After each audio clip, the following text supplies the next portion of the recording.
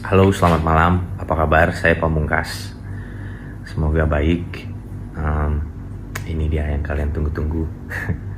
I'm gonna make a statement about what's happening right now. Saya diam beberapa hari ini karena saya sedang mengumpulkan informasi, pertanyaan, hujatan, dan saya sedang menimbang-nimbang apakah perlu untuk angkat bicara atau enggak. Tapi semalam sesuatu terjadi yang membuat saya memang mau gak mau harus make a statement about this. Saya udah punya beberapa list pertanyaan yang saya akan jawab. Yang pertama, ini apaan sih, ngapain sih kayak gitu? Ini lagi manggung bang. Itu adalah sebuah video yang di screen record, dipotong, lalu digoreng. At the time it was happening, it was purely a fan service between me and my fans. A part of the performance, I would say. It's a part of the stage act. Kalau lu nggak tahu fan service, sama aja kayak setelah manggung nungguin mau foto bareng. Setelah foto 40 kali biasanya ada yang minta video ulang tahun lah, minta video untuk adiknya lah, and I would never say no to that. Nah itu sama, itu namanya fan service. And kalau ditanya pertanyaan apaan sih itu, ngapain sih itu, it's purely fan service. It was a form of conversation between me and my fan, and at the time it was a happy experience between us. Okay? Pertanyaan kedua, tapi kok nggak ada etikanya sih? Tak dulu bang, kita tengok panggung kanan kiri. Apa kabarnya yang malah memperagakan aktivitas seksual lalu disemprot-semprotkan kepada penonton? Ada juga yang malah angkat gelas isinya alkohol. Ada juga setiap lagu yang sama diajak fans perempuan naik ke atas, dipeluk-peluk. Kok lo pada diem aja? Waktu gue handphone, by the way, it's a phone. If I'm doing any harassment, it's supposed to be phone harassment. Kalau nggak ada etikanya, kecuali gue lakukan itu di parkiran, I'm fine with it. I'll take it. Atau di backstage, atau gue rampas handphonenya secara paksa. Jadi mari kembalikan kepada konteksnya. Yang ketiga,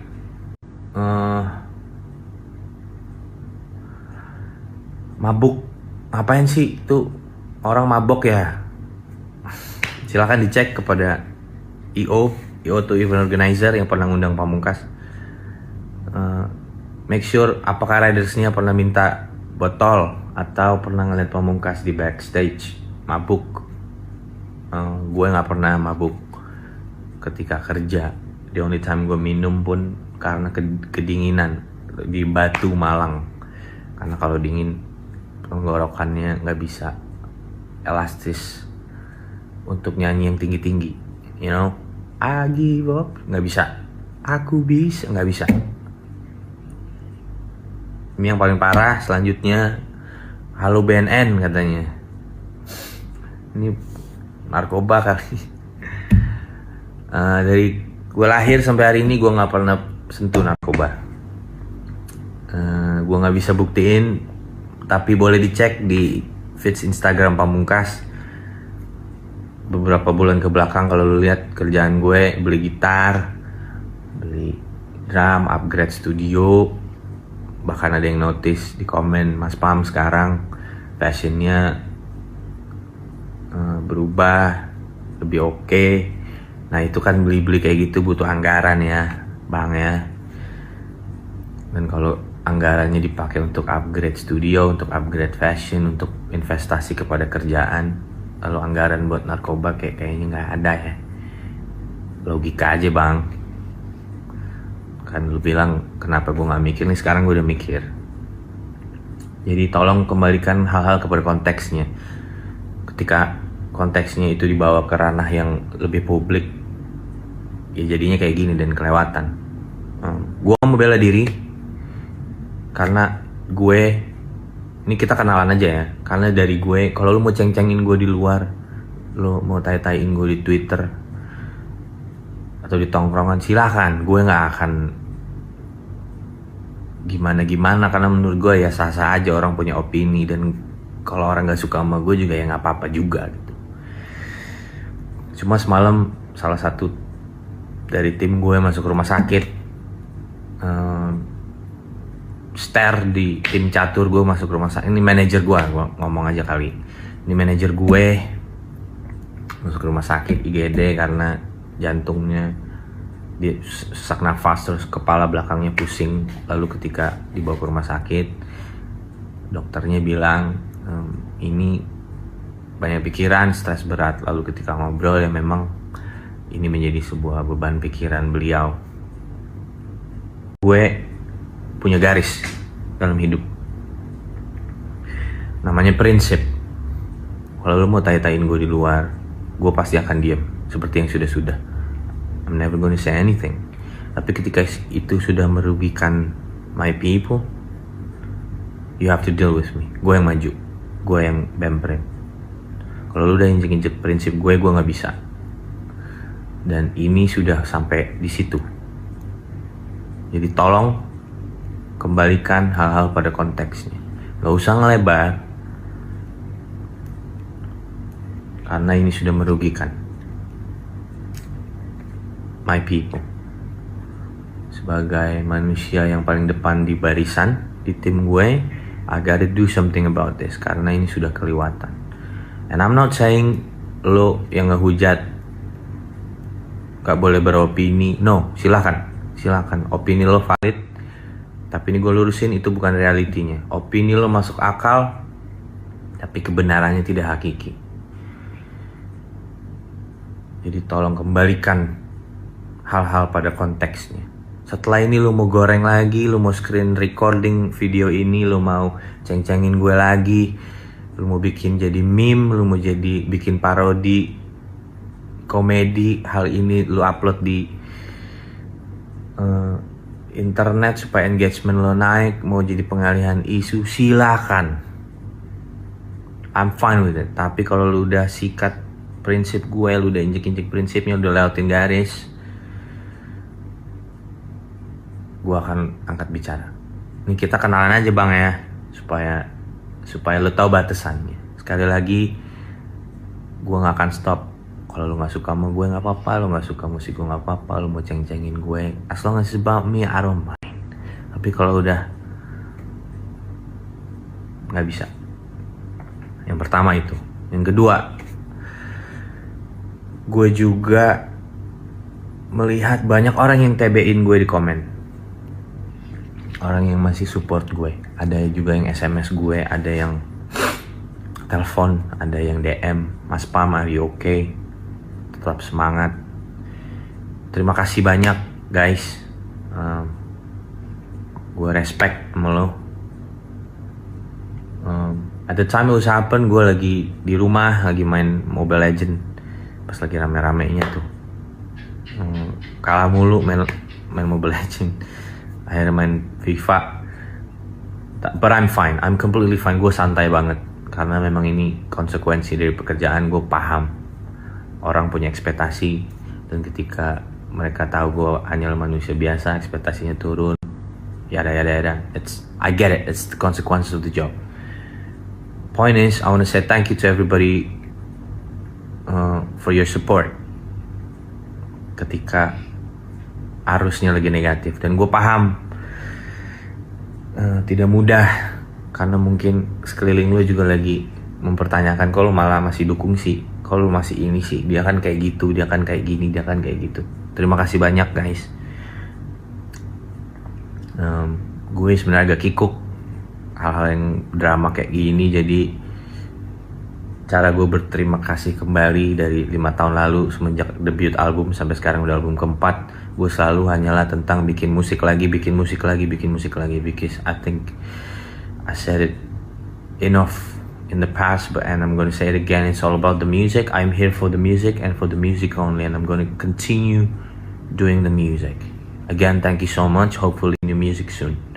Itu yang kedua. Yang ketiga, gue mau ngomong kepada teman-teman media, karena gue cek di Instagram ada beberapa media yang ngangkat ini, dan gue udah tandain siapa aja medianya.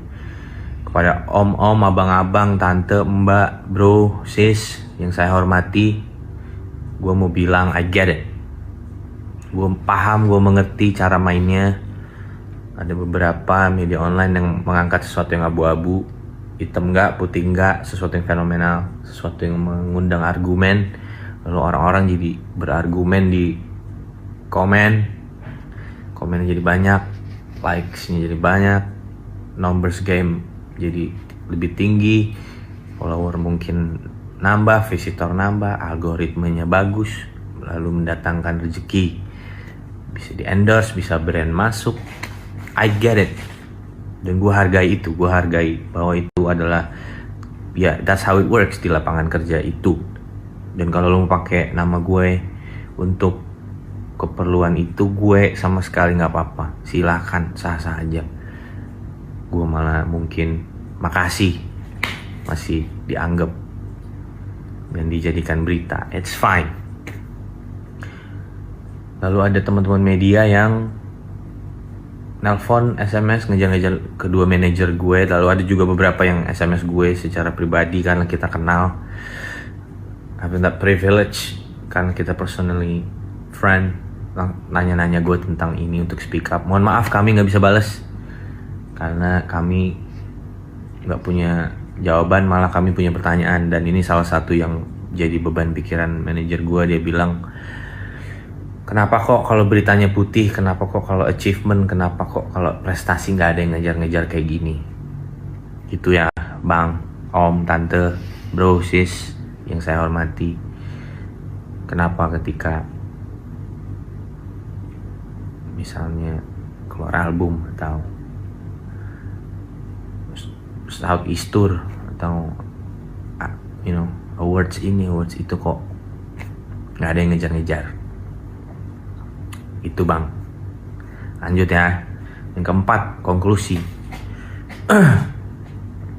Untuk teman-teman yang masih mau support, gue mau minta tolong untuk cek mbaknya. Kalau nggak salah nama TikToknya Sim4L, I suppose. Tolong kirimkan pesan-pesan positif dan pesan-pesan yang mengandung kata-kata yang mengademkan hati. Tolong bantuin gue untuk ingetin beliau bahwa jangan sampai dia takut. Make sure jangan sampai dia takut dan tetap berani untuk berekspresi di sosial media, bahwa hal ini adalah hal yang normal terjadi. Lu melakukan sesuatu, you stand for something, you have opinion, selalu ada orang yang gak suka, lalu beda pendapat. Ya itu hal yang normal terjadi dalam kehidupan ini. Tolong sampaikan itu kepada mbaknya dan make sure dia tetap menjadi dirinya sendiri. Sikat aja bang. Itu konklusinya. Yang kedua,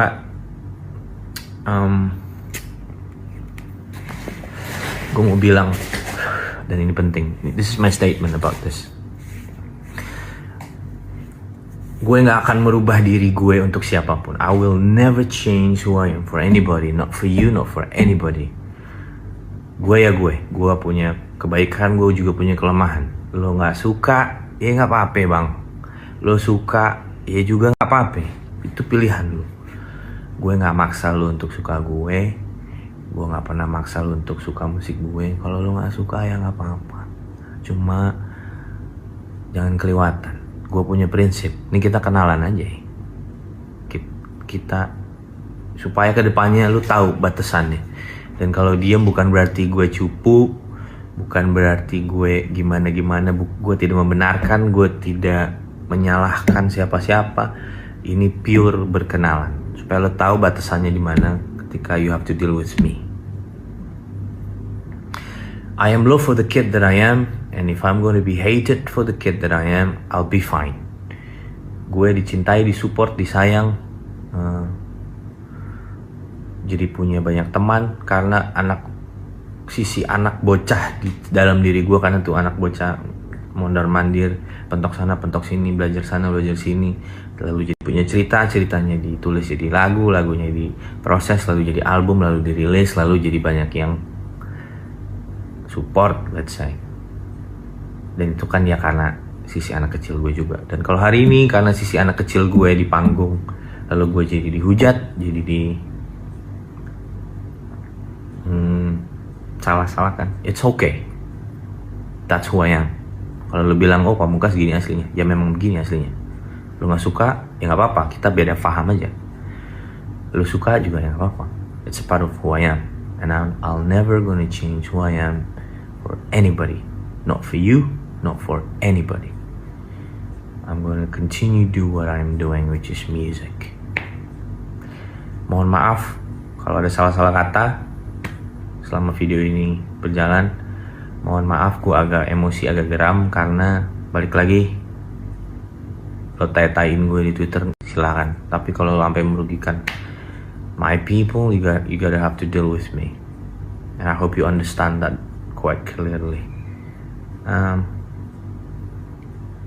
Setelah ini mau lanjutin ceng-cengin, setelah ini mau lanjutin bikin parodi, silakan.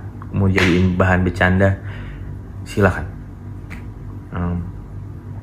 You have the rights to have opinions.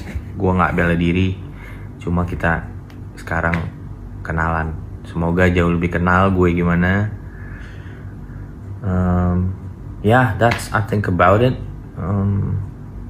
Tak ada dengki dalam hatiku, tak ada dendam dalam hatiku kepada siapapun. Pure good vibes, peace. I am here for the music and I'm gonna stay here for the music. Suka masih mau support, let's go. Nggak suka mau cabut, that's fine. Abis ini masih ada tour dan gue nggak mau bahas di sini karena nanti jadinya dibilangnya S3 marketing gimmick. No, ini organik. Kalau ada yang masih mau support ya nanti kita bicarakan tentang tour di platform yang berbeda. But this is me, guys. Sekali lagi terima kasih. Only peace and good vibes. Pamungkas, ciao, see you soon.